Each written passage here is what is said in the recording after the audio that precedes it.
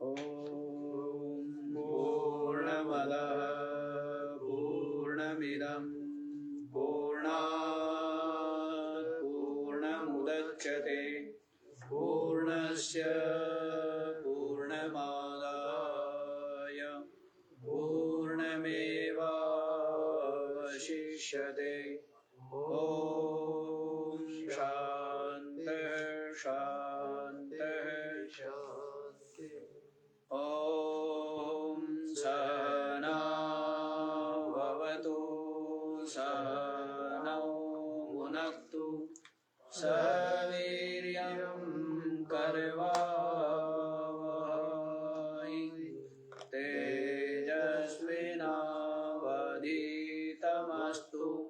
मा विद्विषावहै। ॐ शान्तिः शान्तिः शान्तिः।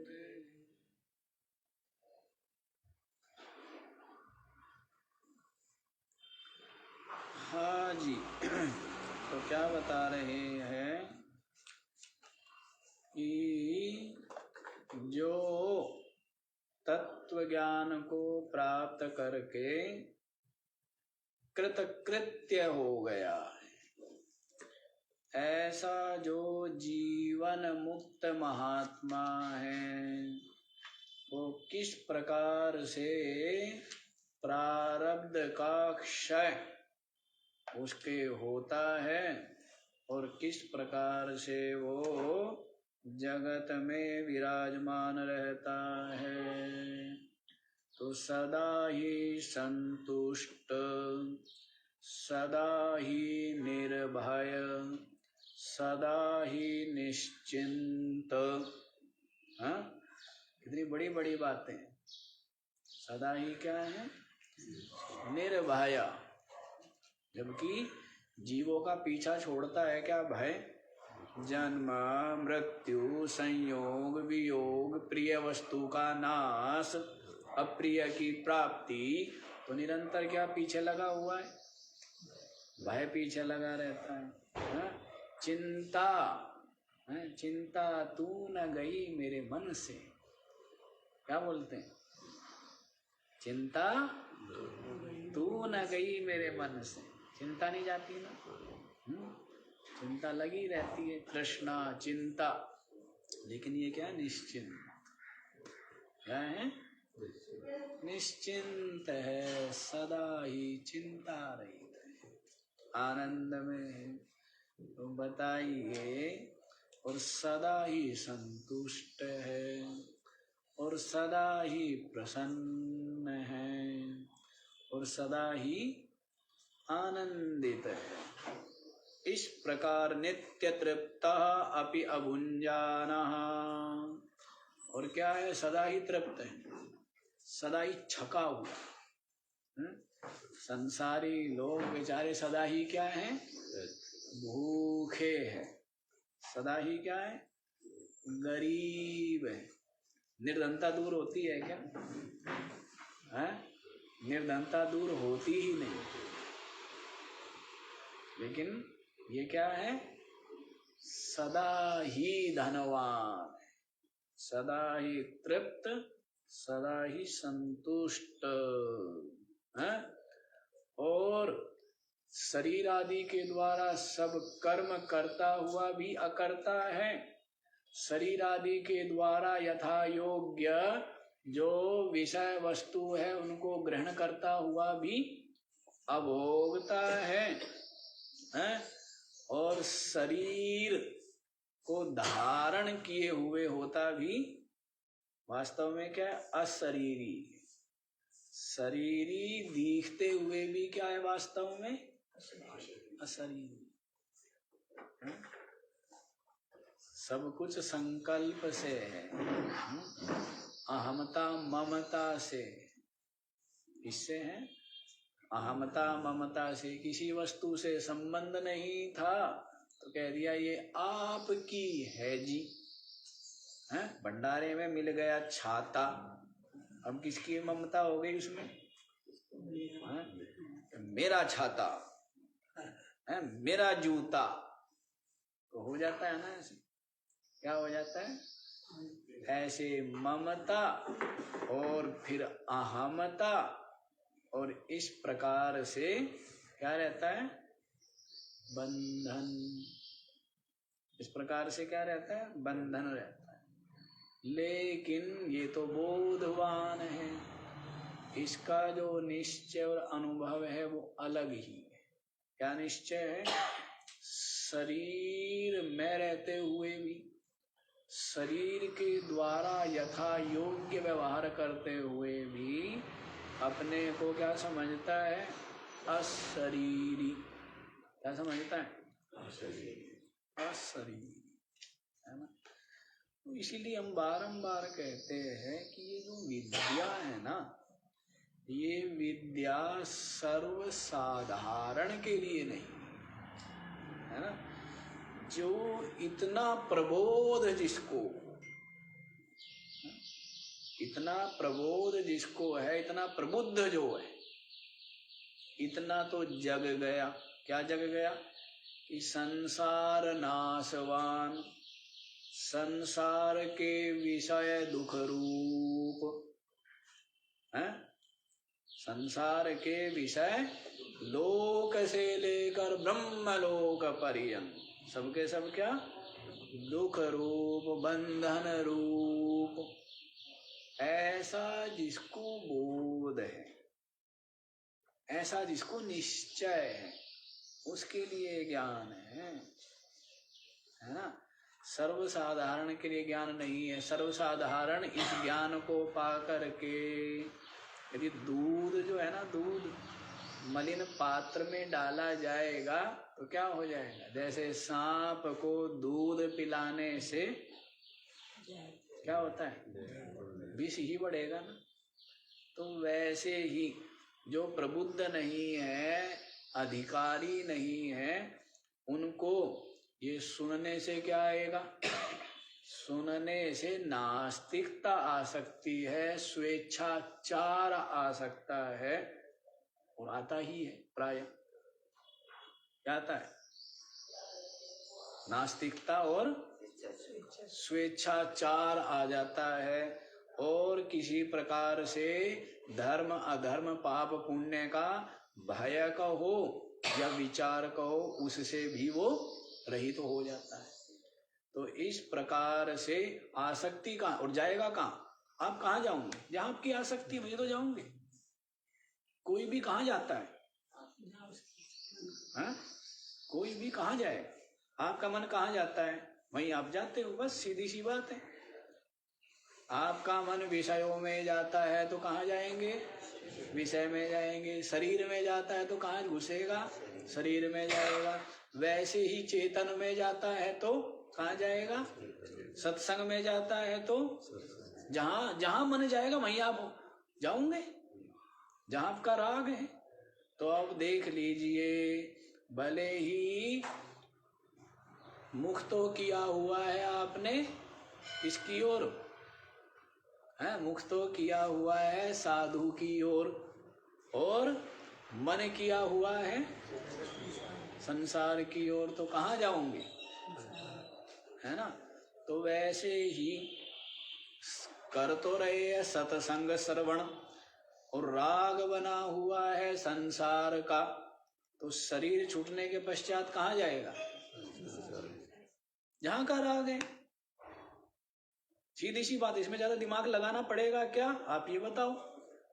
दिमाग नहीं लगाना ना, ये दिमाग लगाना पड़ेगा इसमें। जिधर ज्यादा झुकाव है उधर ही सत्संग करते करते झुकाव कम होने लग जाएगा। वो होए तो अच्छी बात है, उसके लिए मना थोड़ा है, लेकिन इसमें भेद है ना। भेद आपको बता दिया है। सत्संग की भी कई श्रेणी है। जो इतना ऊंचा सत्संग है वो सर्वसाधारण के लिए नहीं है, क्योंकि मैंने बता दिया संभावना। क्या क्या संभावना बताई है? कि एक तो नास्तिकता, और दूसरा स्वेच्छाचार, और तीसरा धर्म अधर्म आदि का कोई विचार। तो इस प्रकार से वो क्या हो जाता है, सर्वथा पतन हो जाता है, पतित हो जाता है। तो इस बात का भी स्मरण रखना चाहिए। लेकिन ये विद्या है ऐसी कमाल की कि क्या कर देती है, यदि कोई अधिकारी है तो यूं निकल जाता है। जो अथाह सागर में डूब रहा था, अथाह सागर में क्लेश पा रहा था, और ये ज्ञान क्या है, ज्ञान की नौका में बैठ करके क्या होता है, ये संसार सागर कैसे हो जाता है, गोखुर के समान इसको सहजता से पार हो जाता है। जैसे गाय का खुर, उसने जल, उस खुर में जो जल भरा हुआ है उसको पार करने में क्या लगता है, कुछ भी नहीं लगता है। आज ही स्मरण आ रहा था अभी स्नान करते हुए कि कभी कभी स्मरण हो जाता है ना कि गुरु बिन भवनिधि तरई न कोई। कितनी सुंदर पंक्ति है, क्या बोला है, गुरु बिन भवनिधि तरई न कोई, जे विरंच शंकर सम होई। क्या बोला है, यदि ब्रह्मा भी हो, विरंच, जे विरंच शंकर जी भी हो के समान भी यदि कोई है तो भी गुरु के बिना कल्याण नहीं है ना। क्योंकि ये जो बोध है, ये जो ज्ञान है, वो तो कौन दे सकता है, कोई सिद्ध, कोई देवता, कोई भगवान, ये ज्ञान वो तो गुरु बन के ही देगा ना, वो भी है।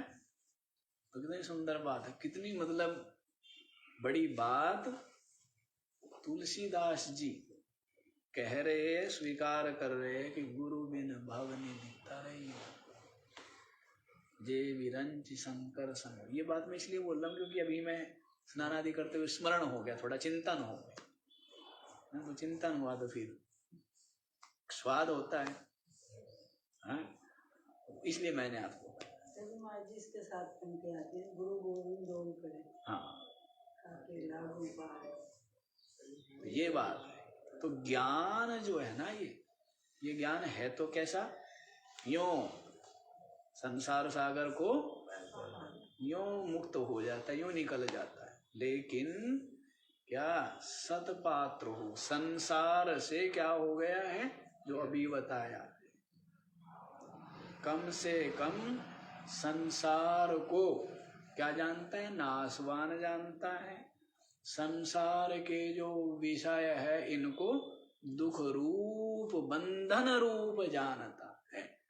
वही ऐसा जो सदपात्र है, वही इस ज्ञान का श्रवण करता है अंतर्मुखता और एकाग्रता पूर्वक। अन्यथा तो बैठेगा यहाँ, चिंता चिंतन होगा इसका, संसार का चिंता चिंतन होगा ना, तो जिधर ज्यादा प्रीति हो, संसार में प्रीति है तो संसार का ही होगा चिंतन। और प्रीति यदि किसमें है, परमात्मा में, परमात्मा प्राप्ति में प्रीति है तो फिर चिंतन किसका होगा, परमात्मा का चिंतन होगा, सत्संग का विचार होगा। ठीक है ना। तो ये बात भी स्मरण रखनी चाहिए। तो अब आप लोग कौन सा श्लोक देखेंगे, 46वां, 546वां देख लीजिए। अशरीरं सदा सन्तं इमं ब्रह्मविदं क्वचित् प्रिया प्रियेण स्पृशतः तथैव च शुभाशुभे। अशरीरं सदा सन्तं इमं ब्रह्मविदं क्वचित् प्रिया प्रिये न स्पृशतः तथा एव च शुभाशुभे अशरीरं सदा सन्तं इमं ब्रह्मविदं। इमं ब्रह्मविदं, ये जो ब्रह्मवेत्ता, ये जो क्या है ब्रह्म, सबसे बड़ा ज्ञान क्या है? आत्मा का ज्ञान, परमात्मा का ज्ञान, ये सबसे बड़ा ज्ञान और सबसे सूक्ष्म और सबसे प्रखर और सबसे संस्कृत बुद्धि वाला ही इस ज्ञान को प्राप्त कर पाता है। बुद्धि सूक्ष्म है। स्थूल बुद्धि कैसी है? जो संसार को सत्य माने, संसार के विषयों को सुख रूप माने, वो बुद्धि क्या है? स्थूल बुद्धि। वो बुद्धि क्या है? और सूक्ष्म बुद्धि क्या है? जो संसार को असार माने और विषयों को दुख रूप माने, वो बुद्धि क्या है? वो सूक्ष्म। सीधी सी बात। स्थूल बुद्धि सूक्ष्म बुद्धि का भेद ये, मलिन बुद्धि और शुद्ध बुद्धि का भेद ये। समझ आया क्या भेद? जो बुद्धि संसार को सार, विषयों को सुख रूप जानती है, वो बुद्धि मलिन बुद्धि, स्थूल बुद्धि। और जो बुद्धि संसार को असार और विषयों को दुख रूप जानती है, ऐसी जो बुद्धि है वो क्या है? सूक्ष्म बुद्धि है, विशुद्ध बुद्धि है, निर्मल बुद्धि। और ऐसी निर्मलता का संपादन भी क्या है? बड़ी बात। ऐसी निर्मलता का संपादन संसार से वितृष्ण हो गया, छूट गया ना, और छूट गया सो पा गया। छूटना ही पहुंचना है। क्या है? संसार में जो मन बुद्धि बंधी हुई है, वहां से छूट जाना ही क्या है? छूट जाना है, पा जाना है। इतनी सी तो बात है, बात कुछ भी नहीं। जिस संसार शरीर विषयों को सत्य मानता है, इनको समझ लेना कि ना तो इसमें सार और ना इसमें सुख और ना ये सत्य। फिर सत्य क्या है? कि देखने वाला सत्य, जानने वाला सत्य है। जानने वाला सत्य जान रहा है, शरीर को भी, संसार को भी, विषय वस्तु को भी जो जानता है, सबका प्रकाशक, सर्व का साक्षी जो चेतन है, वो वास्तविक है, वो अविनाशी है, वो अपनी आत्मा है, वो सच्चिदानंद ब्रह्म है। तो केवल बुद्धि का वितृष्ण हो जाना, विरक्त हो जाना, ये यूं समझ लीजिए एक तरह से 90% या 95% मुक्त हो गए। 5% क्या?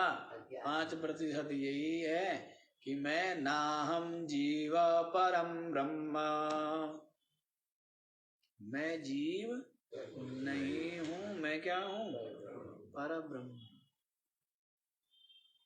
विशुद्ध बोध चिन्मात्र चेतन, ये 5%। और 90-95% तो संसार की जो भी आसक्ति है इससे मुक्त हो जाना है। अभी के अभी आप मुक्त हो जाते हैं तो कैसी रहती है? एक निर्भयता, एक प्रसन्नता, एक निश्चिंतता रहती है, नहीं रहती है? हैं? एक आनंद रहता है, नहीं रहता है? हाँ, देखो यहाँ पर क्या कहते हैं, इमं ब्रह्म विदम, ये जो ब्रह्मवेत्ता है, सदा माने निरंतर, अशरीरम संतम, क्या रहता है? अशरीर भाव में विराजमान रहता है। मैं शरीर नहीं। जैसे गाड़ी में आप बैठते हैं, गाड़ी को चलाते हैं, लेकिन क्या निश्चय रहता है? मैं गाड़ी नहीं हूँ, चलाने वाला मैं अलग हूँ। मकान में आप रहते हैं और क्या जानते हैं? मैं मकान नहीं हूँ, मकान का मालिक हूँ, मकान से अलग हूँ, है ना? आप वस्त्र पहनते हैं, पहनते नहीं पहनते? पहनते हैं ना? क्या निश्चय रहता है? मैं वस्त्र नहीं हूँ, वस्त्र को धारण करने वाला मैं, और वस्त्र से बिल्कुल अलग हूँ। वैसे ही शरीर धारण करने वाला मैं हूँ, मैं शरीर से बिल्कुल अलग हूँ, शरीर से बिल्कुल अलग हूँ, इंद्रियों से बिल्कुल अलग हूँ, प्राण से बिल्कुल अलग हूँ, मन बुद्धि से बिल्कुल अलग हूँ। ऐसा निश्चय, ऐसा अनुभव निरंतर इस ब्रह्मवेत्ता को है। कैसा अनुभव है? ये जो शरीर में, आप तीन शरीर आगे बोलेंगे भी, अशरीर से क्या ले लेना? केवल स्थूल शरीर नहीं, तीनों शरीर ले लेना। स्थूल, सूक्ष्म और कारण, तीनों जो शरीर है, ये शरीर में नहीं हूँ। इन शरीरों का क्या हूँ? साक्षी, जानने वाला है। इन जो सब रूप शरीर है, इनको शिव रूपता मुझसे है। इनमें जो शिव रूपता है वो किससे है? मुझे से है। किराए पर मैंने ले लिया है, पैसे जमा किए और क्या कर लेते हैं हम? किराए पे ले लेते हैं ना। वैसे ही अपने जो कर्म है, वो कर्म का क्या कर लिया? उनको भुनवा लिया है। जैसे चेक भुन जाता है ना, पैसे मिल जाते हैं, तो वैसे ही कर्म भुनवा लिए, शुभ अशुभ, और वो क्या हुआ? प्रारब्ध, फल हुआ, और उस फल भोगार्थ क्या लिया है? ये स्थूल सूक्ष्म कारण शरीर मैंने स्वीकार कर लिए। जैसे ले लेते हैं ना लोग साइकिल किराए पर, गाड़ी लेते हैं आजकल तो, कि महाराज साइकिल का जमाना नहीं, अब गाड़ी का जमाना है। किराए पर क्या ले लेते हैं? गाड़ी ले लेते हैं। तो वैसे ही किराए पर ली हुई गाड़ी है, ठीक है, और इससे सदा अलग हूँ, ऐसा इस ब्रह्मवेत्ता का सदा बोध है। इस सदा ये शरीर मैं नहीं हूँ, अशरीर भाव में रहता है वह ब्रह्मवेत्ता। इस कारण से प्रिया प्रियेन स्पृशतः तथैव च शुभा शुभे, प्रिय अप्रिय, शुभ और अशुभ, क्वचिदपि न स्पृशतः, कभी भी उसका स्पर्श नहीं कर सकते। प्रिय और अप्रिय,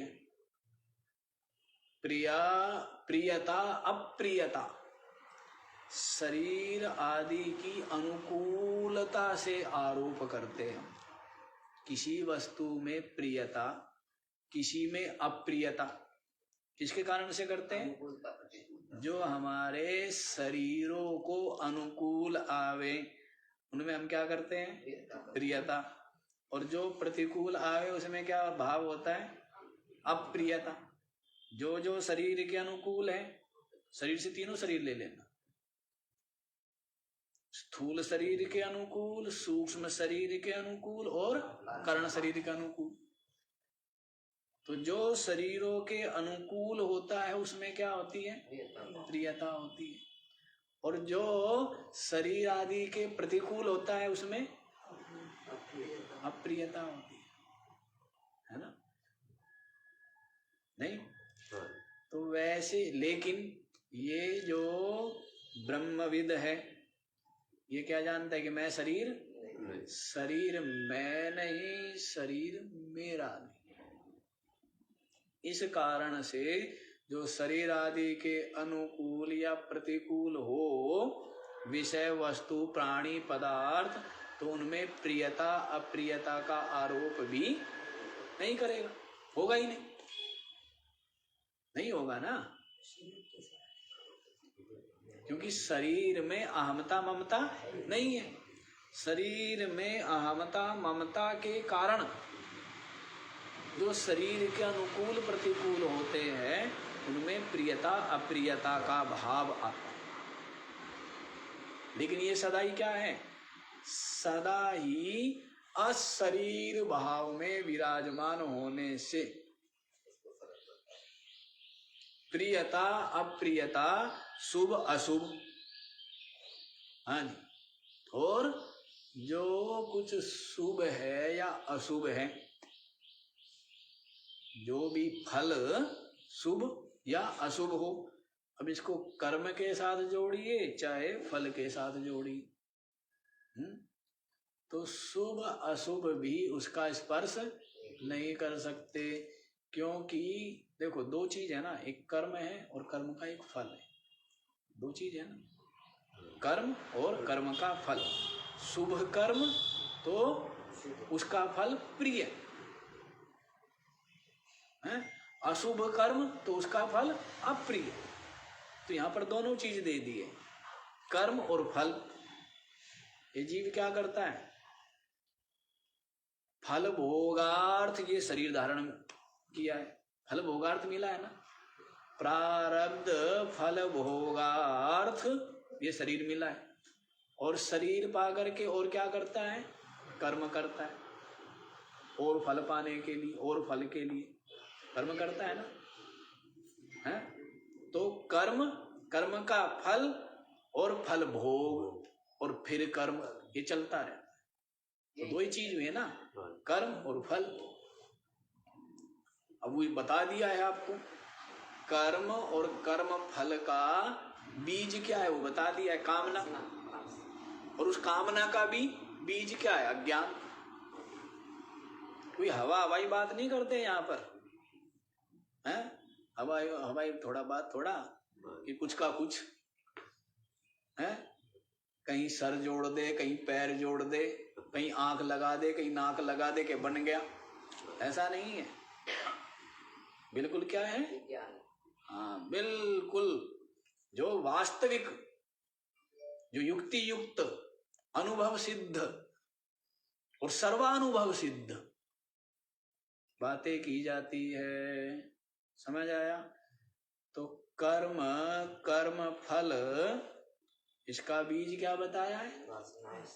काम, काम। और उस कामना का बीज क्या बताया है? अज्ञान। तो इलाज किसका हो रहा है? उसी अज्ञान का इलाज हो रहा है ना, है? कर्म करते करते और कर्मों का फल भोगते भोगते आप क्या हो गए हैं? वितृष्ण हो गए, थकित हो गए। ये अब क्या है? छुटकारा मिले। हाँ, छुटकारा मिले। ये जो मेला है बहुत दिन हो गया झमेला, अब ये क्या हो जाए? बिछड़ जाए। हाँ, ये मेला जो है, मेला मिले थे और हो गए। मेले में क्या होता है? झमेले ही होते हैं। मेलों में लड़ाई तो होती है, सब जाते हैं किस लिए? लड़ने के लिए, आनंद लेने के लिए। मेले में दुनिया जाती है किस लिए जाती है? आनंद लेने जाती है। और आती क्या है? धक्के मुक्के और लड़ाई झगड़े यही होते हैं ना मेले में। इसलिए मेले में नहीं जाना चाहिए कभी। ये लोग गाते शब्दवाणी तो अच्छी बात गाते, मेला सोई भला है रे जहां संतों का सत्संग। कौन सा मेला बढ़िया है? मेला सोई भला है रे जो जहां संतों का सत्संग। अब सज्जनों का संग मिले तो फिर मेला क्या हो जाता है? वो फिर जो मेला है ना वो बड़ा ही आनंददायक हो जाता है, बड़ा शीतल और शांति को देने वाला हो जाता है। ऐसी जैसे अत्यंत प्यासे को शीतल मटके का जल मिल जाए, है ना, तो क्या आता है? आनंद आ जाता है। वैसे है ना, वैसा ही है। तो जो कर्म और कर्म का फल दोनों को यहाँ पर बोल दिया है। शुभ अशुभ तो ले लीजिए कर्म के साथ में, और प्रिय अप्रिय ले लीजिए फल के साथ, है ना। तो अशरीर भाव में रहने के कारण कहाँ रहता है? ये जो ब्रह्मवेत्ता है अशरीर भाव में है कि मैं शरीर नहीं।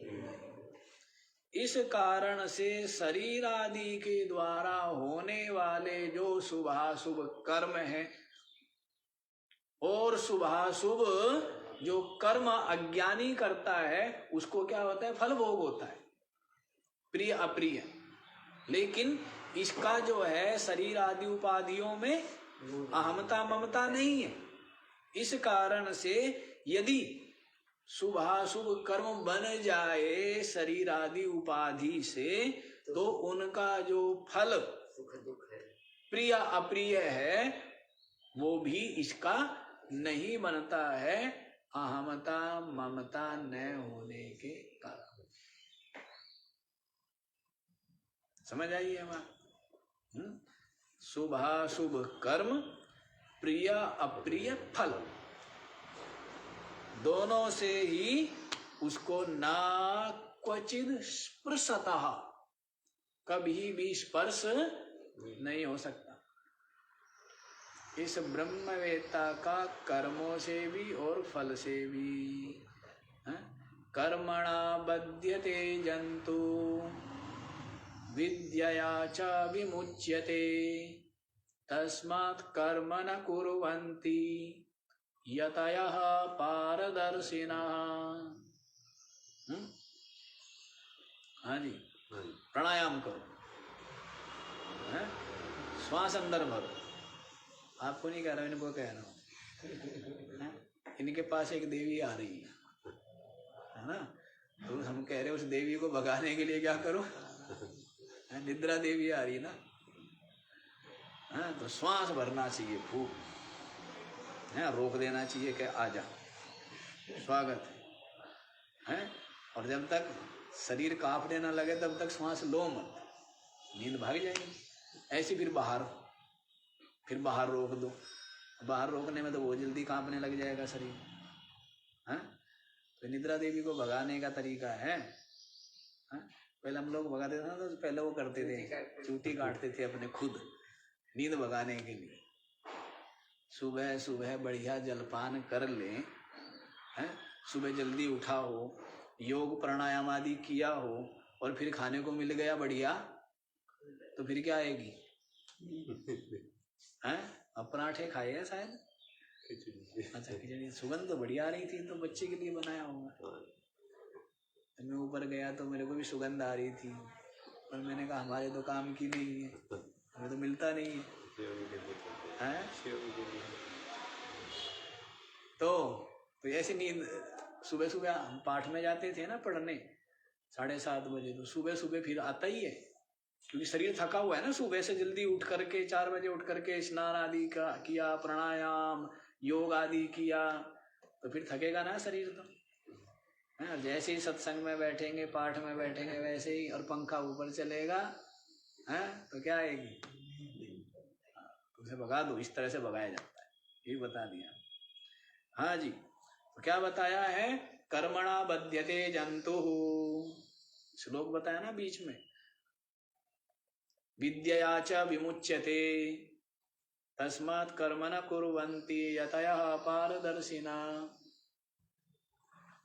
कर्म के द्वारा जंतु जीव बनता है। क्यों? क्योंकि कर्म करता ही फलाभिसंधि पूर्वक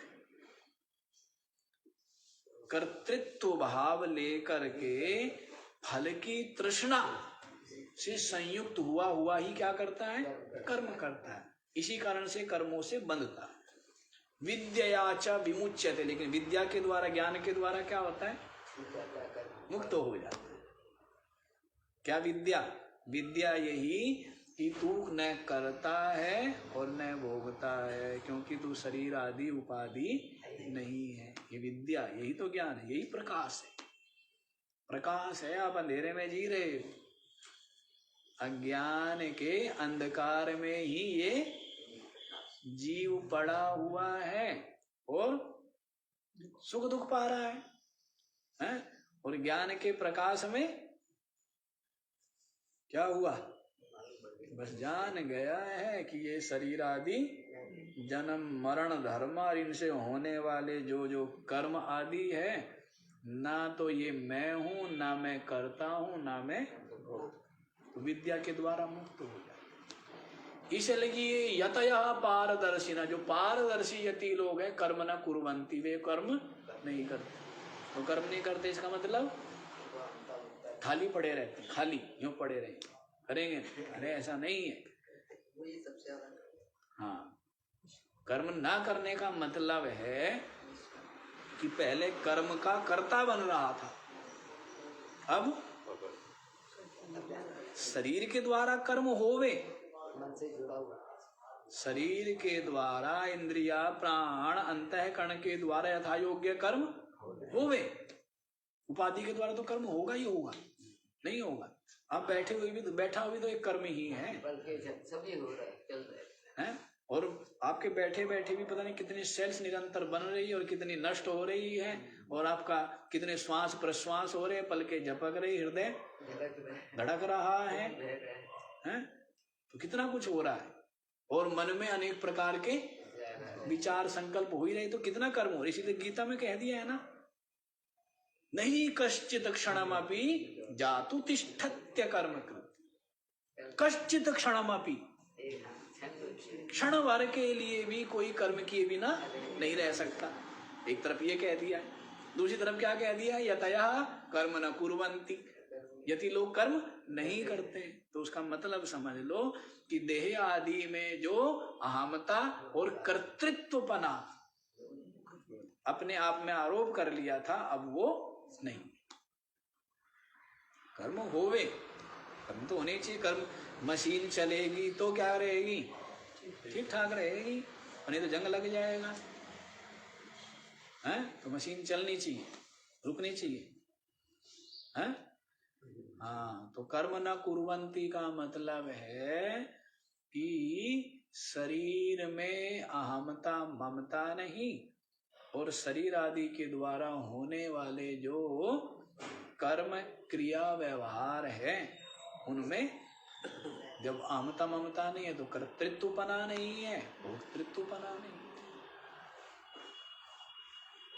अहमता ममता रहित, कर्तृत्व भोक्तृत्व भाव से रहित हो करके जो कर्म है वो अकर्म ही है। वो क्या है? कर्म अकर्म विकर्म, सब सुने है ना गीता जी में? जी सुने थे, वो तो युगों पहले बात हो चुकी, युगों पूर्व हो गया ना, युग हो चुका ना। तो गुरु जी, जब कोई फल की आशा ही नहीं है तो फिर कर्म किस लिए करेगा? कर्म तो होंगे ना, चाहे वो भूख प्यास मिटाने के लिए होंगे, देह धारण निमित्त कर्म नहीं होंगे क्या? और प्रारब्ध भोग के लिए कर्म नहीं होंगे क्या? सब होंगे। उपाधि के द्वारा कर्म होवे, लेकिन पहले जो फल की तृष्णा उस प्रकार की होती है ना, जो अत्यंत रागात्मिका, अब उसकी जगह सहजता आ जाती है। फल की प्राप्ति होने पर तो सुख दुख नहीं होता है। अनुकूल हो चाहे प्रतिकूल, कर्म भी होंगे, फल भी मिलेंगे, लेकिन हम उससे डरा। हाँ, उसमें जो राग है वो नहीं, कर्तृत्व भोक्तृत्व भाव न होने से, जीव भाव गलित हो जाने से देहादि में अहमता ममता न हो। कितने दिन हो गए आप सुनते सुनते, तो ये तो अज्ञानी उलझे। अब आप लोग तो कितने सुलझ गए होंगे ना ये बात से, कि जो है किस प्रकार साधारण फल की इच्छा लेकर के जो कर्म होते हैं वो कर्म बंधन रूप नहीं होते।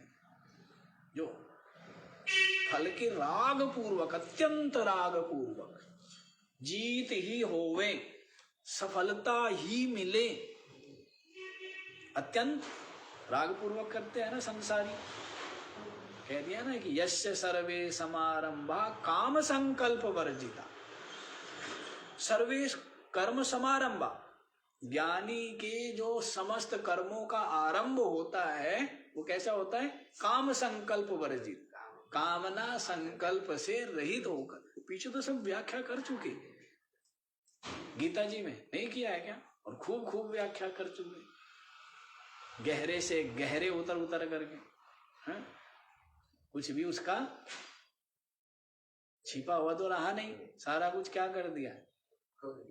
कहना सारे पन्ने पलट दिए, या कुछ छोड़ा है, पर वो स्मरण नहीं रहता ना आप लोगों को। ये तो बताया तो ये करना, ऐसा लगता है कि अपने जीवन को जो देखना चाहते हैं ना उसी तरह से हो रहा है कि नहीं। हाँ, तो श्रवण करते रहो उसको, बीच बीच में मनन करते रहो, बुद्धि में, जीवन की किस तरह से जा रहा है बुद्धि में ठहराते रहो, बैठाते रहो। तो ठीक है, यदि लोग कर्म करते हैं शरीर आदि के द्वारा होता है, वैसे वो स्वयं नहीं करते हैं। अच्छा जी, हो गया स्पष्ट? आगे वाला बता दें। प्रिय अप्रिय शुभ अशुभ का उसको स्पर्श नहीं होता है, क्योंकि तीनों जो देह है उन तीनों देह में उसकी अहमता ममता वो अशरीर भाव में विराजमान है, चिद भाव में विराजमान, ब्रह्म भाव में विराजमान। इसलिए 547 स्थूलादि संबंधवतोभिमानिनः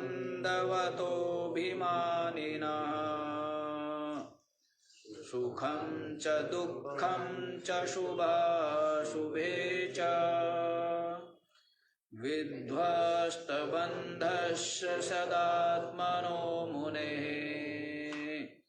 कुतः शुभं वाप्यशुभं फलं वा स्थूलादि संबंधवतः अभिमानिनः सुखं च दुःखं च शुभाशुभे च विध्वस्तबन्धस्य सदात्मनः मुनेः कुतः शुभं वा अपि अशुभं फलं वा। अच्छा जी, जो बताया है ना उसी की व्याख्या कर रहे हैं। 546 में जो बताया है उसी की क्या कर रहे हैं? क्या उसको खोल करके बता रहे। वहां तो कह दिया अशरीर भाव में जो है उसको शुभ अशुभ प्रिय अप्रियता इनका स्पर्श नहीं होता है। क्यों नहीं होता है बता रहे। स्थूलादि संबंधवताभिमानिना, स्थूलादि जो शरीर है इनमें जो तादात्म्य संबंध है, इनका जो अभिमान करने वाला है, ऐसा जो अभिमानी जीव है उसको ही सुखम च दुखम च शुभाशुभे च, उसको ही क्या होता है? सुख दुख और शुभ अशुभ। वही कर्म और कर्म फल। पीछे भी क्या बताया था, शुभ अशुभ कर्म, प्रिय अप्रिय फल। यहां पर क्या बता दिया, शुभ अशुभ कर्म, सुख दुख फल। कर्म और कर्म फल, इसी में उलझा रहता है ना। देखो अब इसको कौन घुमा रहा है, इस जीव, यहाँ वहाँ लोक परलोक, इस देह वो देह में कौन लेकर के जाता है, कर्म, कर्मों का फल। कर्म फल भोगार्थ ही सब कुछ हो रहा है ना, है? अब कर्म जो फल है उसका कारण तो कर्म है, कर्म फल का कारण कर्म है, और कर्म का कारण वही कर्म है, वही कामना है, वासना है, और उसका कारण अज्ञान। यही 3-4 रोग है। यही क्या है, ये तो बीमारी है। ये बीमारी का इलाज कर लो। दवाई दे दी है, दवाई क्या करो, पथ्य करो, दवाई का सेवन करो, क्या हो जाएंगे, रोग मुक्त हो जाएंगे। अभी सेठ जी जो है दवाई खूब खाते हैं, परहेज बिल्कुल नहीं करते हैं, तो रोग जो है वो कांटे के ऊपर पट्टी करते रहते हैं। कांटा लग गया किसी को,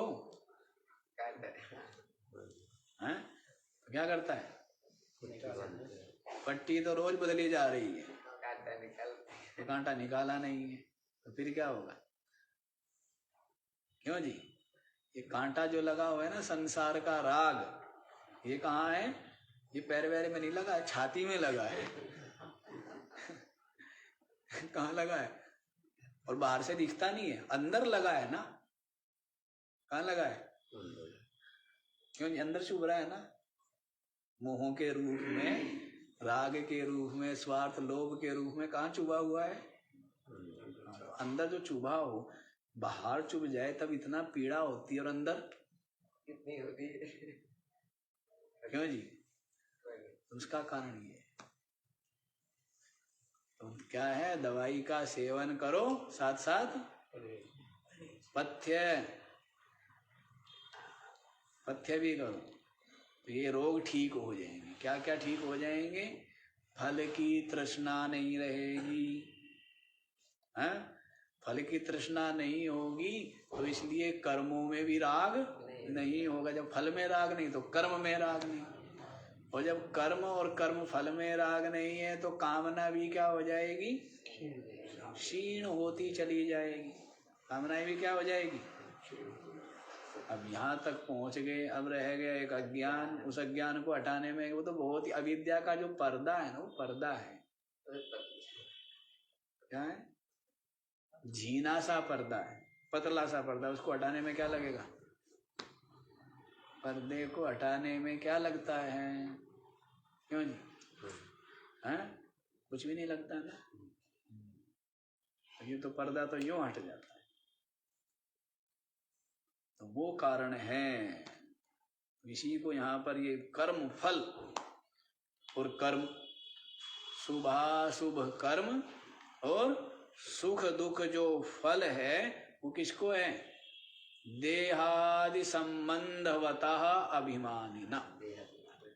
देहाभिमानी जो है, स्थूल सूक्ष्म कारण देहे, स्थूल शरीराभिमानी, सूक्ष्म शरीराभिमानी। सूक्ष्म शरीर में क्या क्या है, मन बुद्धि इंद्रिया प्राण, ये क्या है, सूक्ष्म शरीर। और कारण शरीर क्या है, यही जीव भाव, अविद्या, इसी से जीवत्व है ना, ये क्या है, कारण शरीर।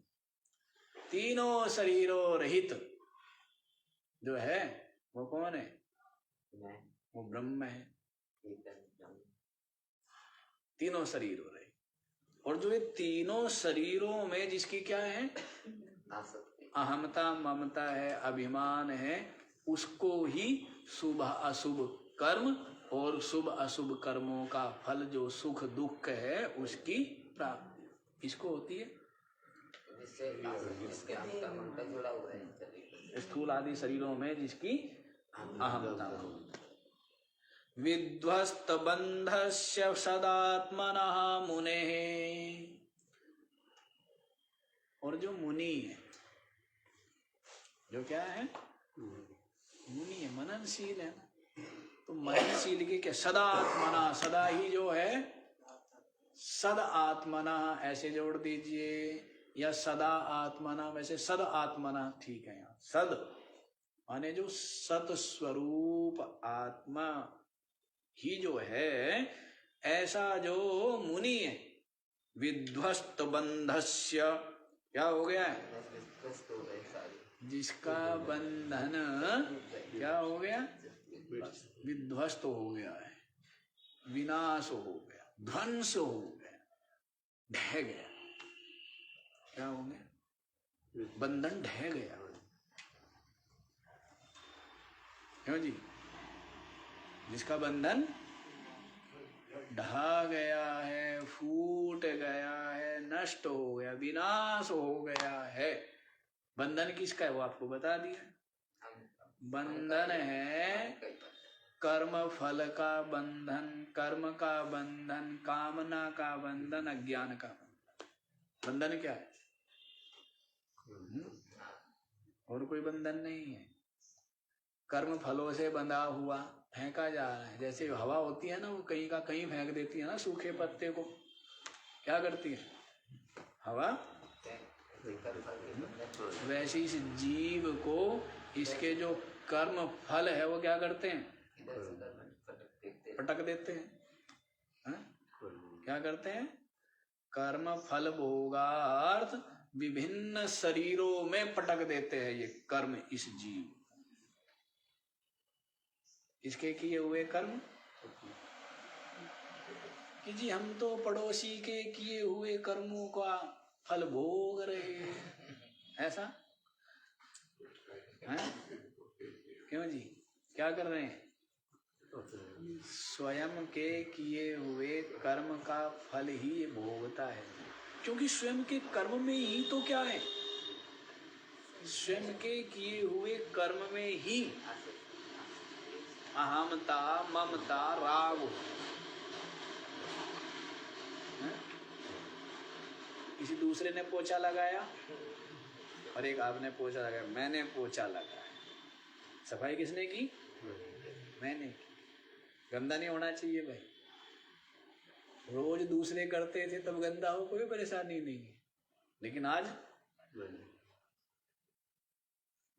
तो अपने किए हुए जो कर्म है उनमें ही क्या होती है, अहमता ममता होती है ना, दूसरे के किए हुए में होती है क्या, कर्म ही ईश्वर ही मिथ्या, क्या करते हैं, काल को दोष देंगे, कर्म को दोष, और कर्म बेचारा जड़ है, कर्म किया किसने, इसने, समझ आया है, तो ऐसे दोष दूसरों को देखता है, स्वयं का ही किया हुआ, स्वयं का ही अहमता ममता राग किया है, तो कर्म फल भोगार्थ विभिन्न शरीरों में इस जीव का गमनागमन लगा रहता है, यही बंधन है। कर्म बता दिया, अविद्या काम कर्म, बस ये यही बैठा लो और एक एक का इलाज कर डालो, कर्म का इलाज करो, कर्म करेंगे शरीर आदि से कर्म होवे, लेकिन राग पूर्वक नहीं, कर्तृत्व भोक्तृत्व भाव लेकर के नहीं, फल का राग लेके नहीं करेंगे, ठीक है। फिर उससे धीरे धीरे क्या होगी, जो कामना है ना, रागात्मिका कामना वासना, वो क्या हो जाएगी, क्षीण हो जाएगी, कर्म क्षीण हो गया और कामना क्षीण हो गई, अब रह गया अज्ञान, फिर हमारे पास आ जाओ, हैं, फिर हम क्या करेंगे, एक हथौड़ा मारेंगे ज्ञान का, वैसे ही क्या हो जाएगा, या विद्या यो फूट जाएगा। तो कहते मुने हैं जो मननशील है, सदात्मनः, सद आत्म स्वरूप जो विध्वस्त बंधस्य, जिसका बंधन क्या हो गया, नाश हो गया, फूट गया, टूट गया है। कुतः शुभम वापि अशुभम फलम वा, तो कहाँ शुभ कहाँ अशुभ कर्म और उनका फल कहाँ है? कहीं है क्या? कहीं नहीं। अपनी जो, अब इसको राग कह दो, अहमता ममता कह दो, है जीव भाव कह दो, यही कारण। अज्ञान और भ्रांति कह दो, अज्ञान भ्रांति कहो, अहमता ममता कहो, है एक ही बात, इसी से बना है। लेकिन जिसका बंधन क्या हो गया, विध्वस्त हो, बोध, जिसको बोध का दीप कहो, भानु कहो, बोध का भानु उदय हुआ, सारा अंधियारा मिट गया, सब अंधियारा मिट गया जब दीपक देखा माही। क्या कहते हैं संत कबीर की वाणी, क्या कहती है, सब अंधियारा मिट गया जब बाहर अंधेरा थोड़ा है, अंदर अंधेरा, अंदर ही तो है अंधेरा। कोयले से भी काला क्या है, कोयले से काला अज्ञानी का, संसारी का, दुष्ट का हृदय, यानी कोयले से भी काला। संसारी जो रागी है उसका जो हृदय है वो क्या है,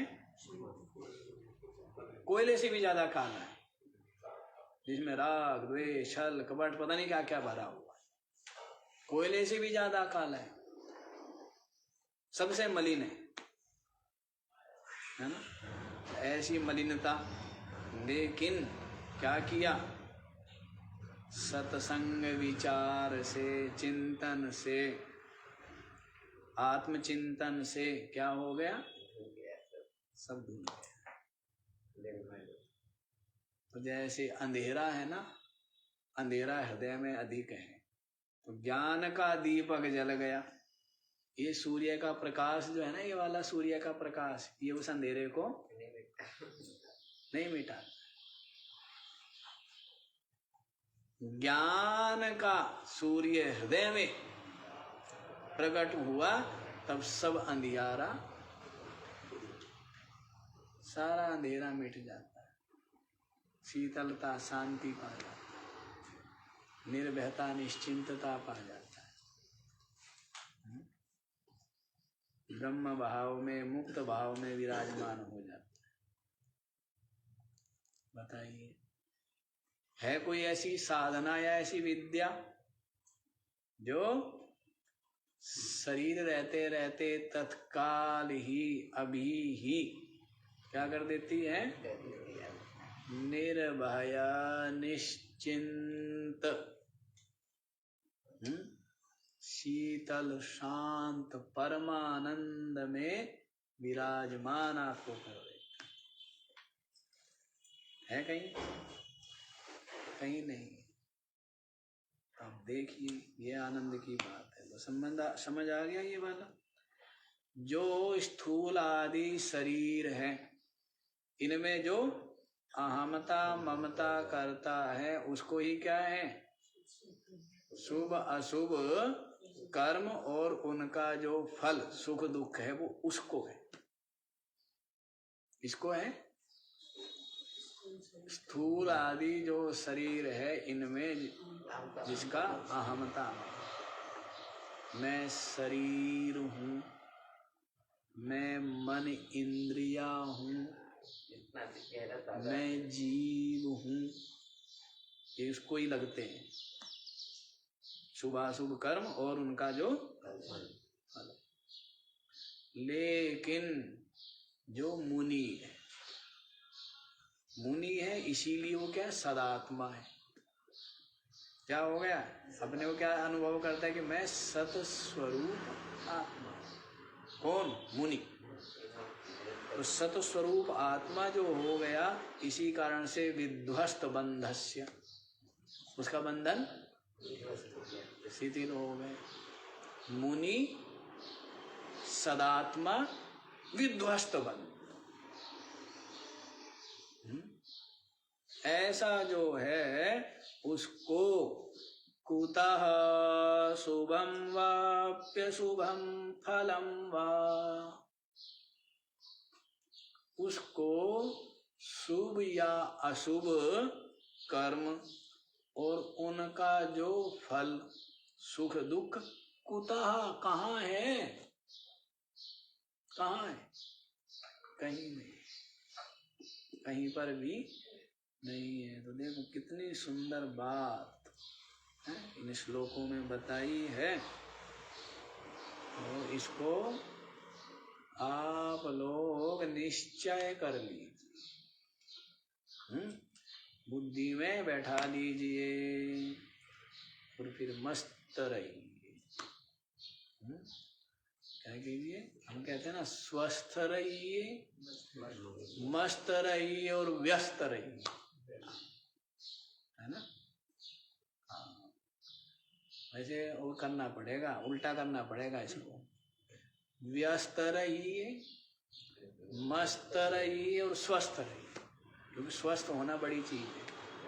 स्वस्थ माने शरीर के स्वस्थ से मतलब नहीं, व्यस्त रहो। पहले व्यस्त माने कर्म करो, शुभ कर्म करो, सद्विचार करो, व्यस्त रहो। पहले क्या करो, व्यस्त रहो। जो व्यस्त रहेगा वही तो स्वस्थ होगा।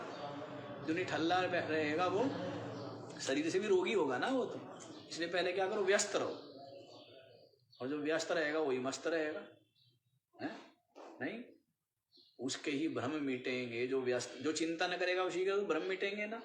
और जो कर्म करेगा उसको ही लाभ होगा, फल प्राप्त होगा, नहीं तो भूखे ही मरना पड़ेगा। तो इसलिए व्यस्त रहना, व्यस्त रहने वाला ही क्या रहता है, आलसी कभी मस्त रहता है क्या, है? व्यस्त रहो फिर मस्त रहो, और जो फिर क्या रहेगा, स्वस्थ हो जाएगा। आत्मा में विराजमान, स्वस्मिन् तिष्ठति इति स्वस्था, अपने आप में जो ठहर गया है वह क्या है, स्वस्थ। मंत्र लिख लो, ठीक है ना। व्यस्त, मस्त और स्वस्थ, ठीक है। तो आज इतना ही, इसका पुनः पुनः चिंतन कीजिए और बुद्धि में टिकाइए। ओम पूर्णमद पूर्णमिदं पूर्णात् पूर्णमुदच्यते पूर्णस्य पूर्णमादाय पूर्णमेवावशिष्यते।